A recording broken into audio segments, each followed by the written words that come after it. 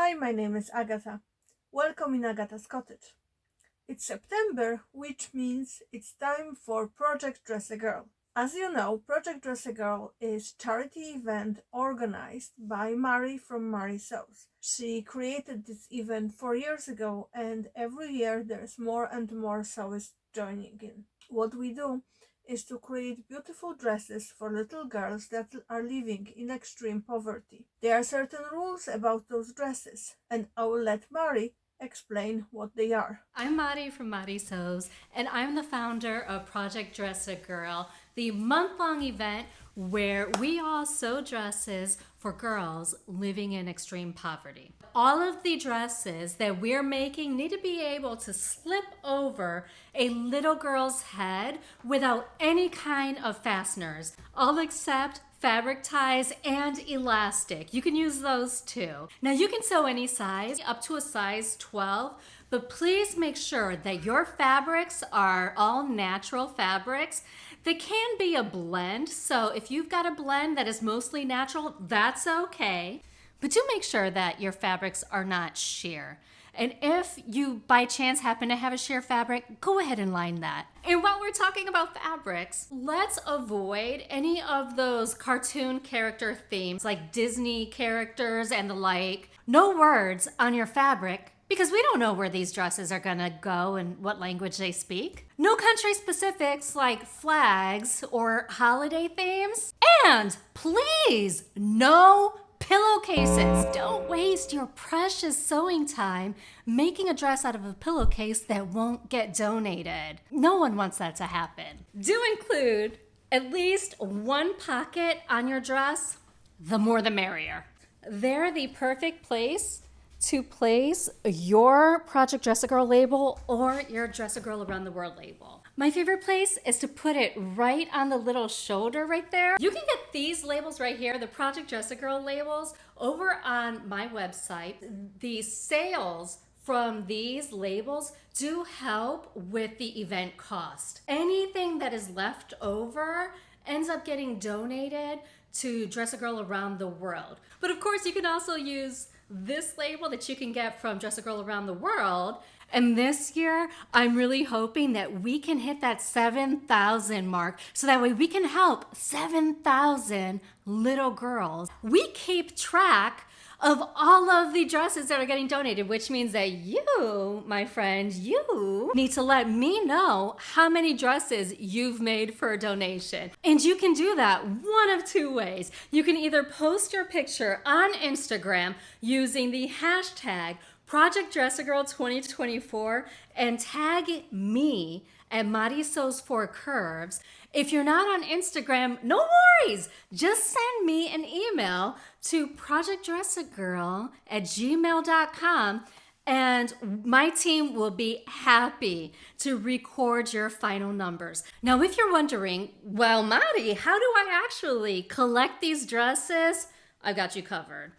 You can either find a local ambassador who has opted in to receiving dresses from this event. And if you don't have a nearby ambassador, feel free to ship me your dress. If you have any questions or want any details, go and check out the kickoff video over at Mari Sews. You can also send an email to me at projectdressagirl@gmail.com. And by the way, in case you haven't done it yet, make sure that you subscribe to this video right down there. Check out those little buttons down there. Subscribe, hit that bell, and turn on all of your notifications because you don't want to miss any of the amazing videos that this amazing YouTube creator is making for you.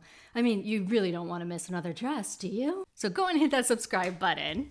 Bye. It's my third year joining with sewists around the world to make dresses for little girls. I love every single year. It's one of my favorite sewing challenges. I would say it's my favorite sewing challenge of the year. I particularly like all the patterns that Alisa from Thoughtful Creativity creates.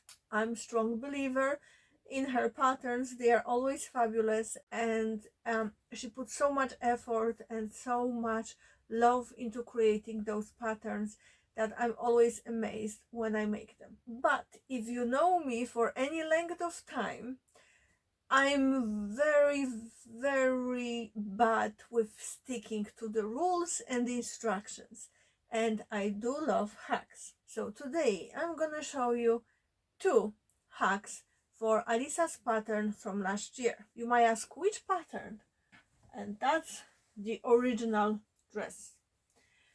It's cute, it's colorful. I made this dress during sewing session with my dear friend Amanda. We made 2 identical dresses. I just need to add the label, and we had fabulous time.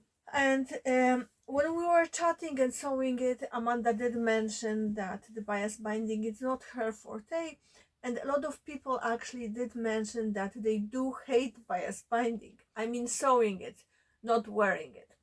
Anyway, that created kind of idea for hacking the pattern Alisa create to avoid bias binding on the neckline and on the armhole. And let me say, it wasn't as simple as it might be. I tried multiple versions. I think the final prototype is prototype number 5 of how to go around it. I tried to multiple things, but they were doable. However, they were very fiddly, very time consuming, extremely frustrating at some moments. I still have those prototypes to finish. I can make them polished and wearable, and I will send them to Mary, but I decided I need to try something else. First, I will tell you about the simplest possible hack for Alisa's pattern. It's this.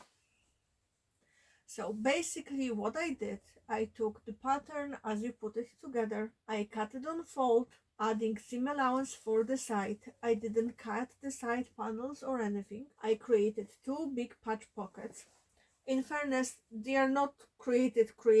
I drew those patch pockets for trousers I made for myself recently, and I thought that they're perfect size for big pockets for a little girl. So I used those pockets. Basically, I upcycled a pattern. So the fabric for the pockets was donated by my daughter. She pulled it out from her stash and she said, "Mommy, I think we should use it for Project Dress a Girl this year." Therefore, that's what we are making. I added little label with the age, so it's 4 to 5 years old. And I did finish that one with the bias binding.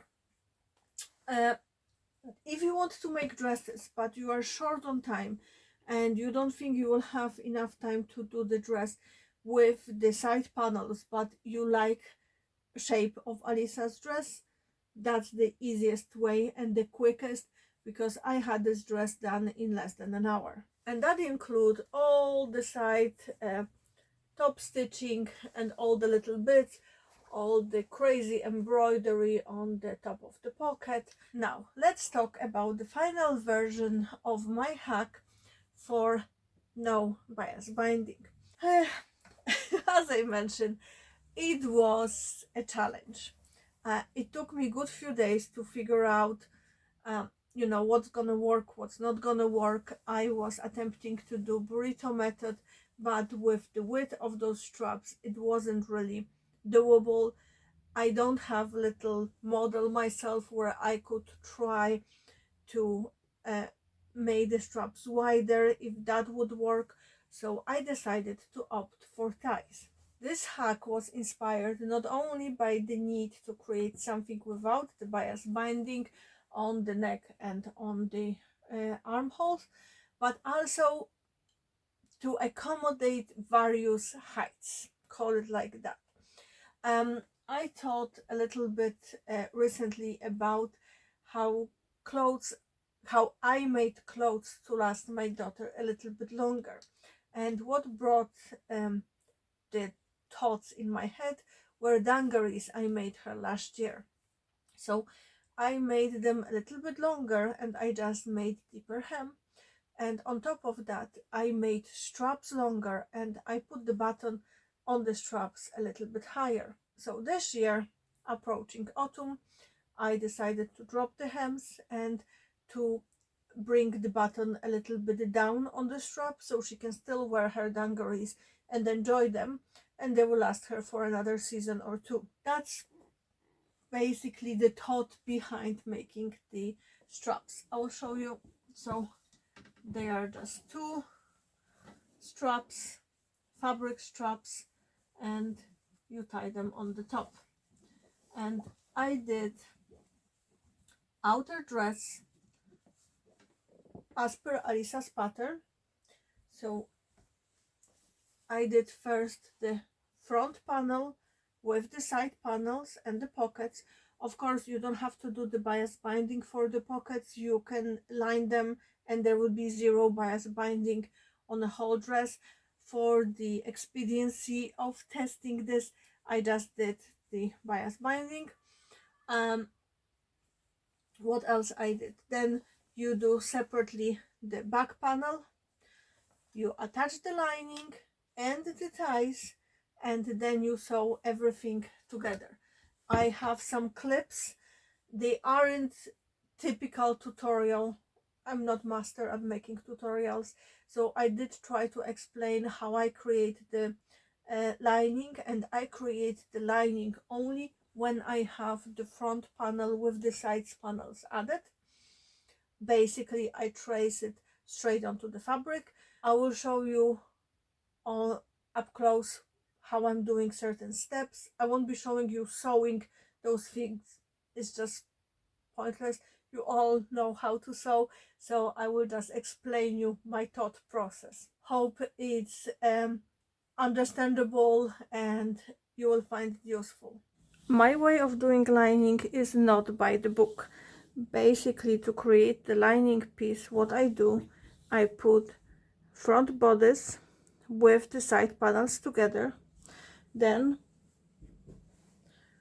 I trace whatever here is on my fabric. I have my fabric underneath.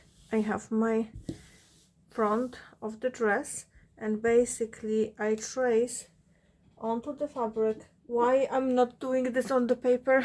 Because occasionally your seam allowance will be slightly bigger or slightly smaller, your cutting might not be perfect, so I found that it's easiest to trace it on basically from made up dress onto the fabric, and I can use remnant pieces that I have lying around. For the back bodice, for the back top of the lining, I will just trace the back pattern piece. I hope you can see the outline here with the red pen. So that will be outline of my bodice. And what else I need to do is basically mark the line between the 2 points where I started my tracing and I finished my tracing. So I decided to use 5 inches for the length. I was limited by availability of the fabric for that area, but that's fine. 5 inches is more than enough. So I will just draw the line and cut out my lining. I have my front of my dress, I have my lining, and what the next step is? To create ties. So how I determined the length and the width of my ties? Basically, I measured the width of the shoulder.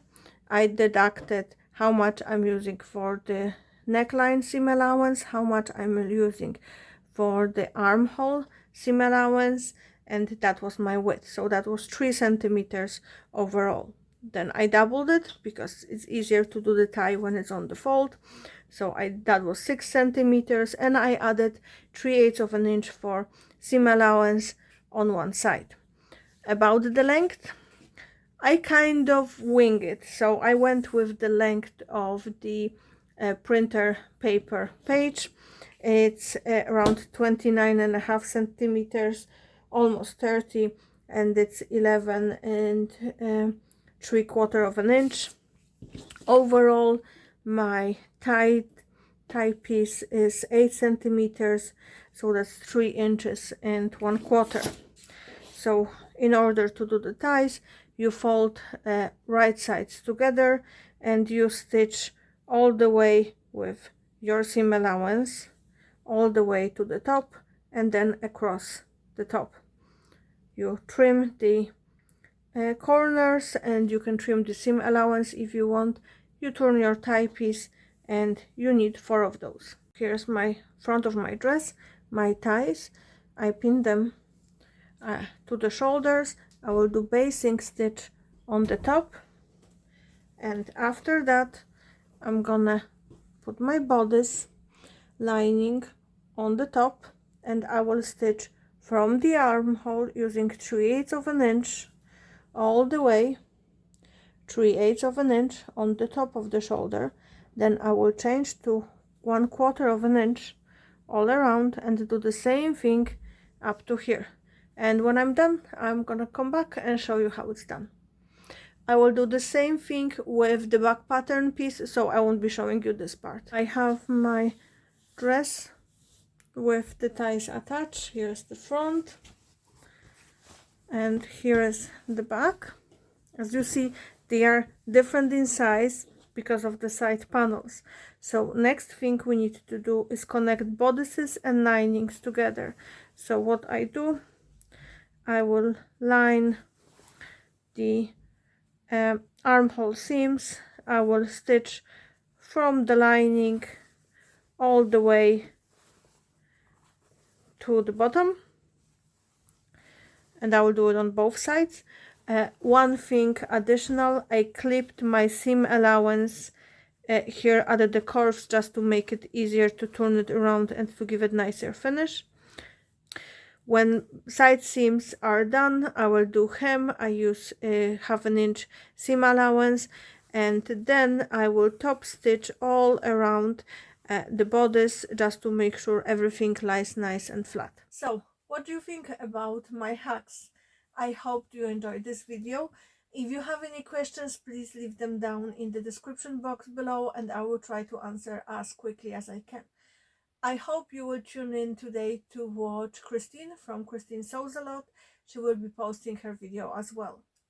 And don't forget to tune in on Sunday to Mari's channel. She is doing live unboxings every Sunday throughout September, and I think the last one is on the 7th of October. I hope you will join us and help us reach the goal of 7,000 dresses.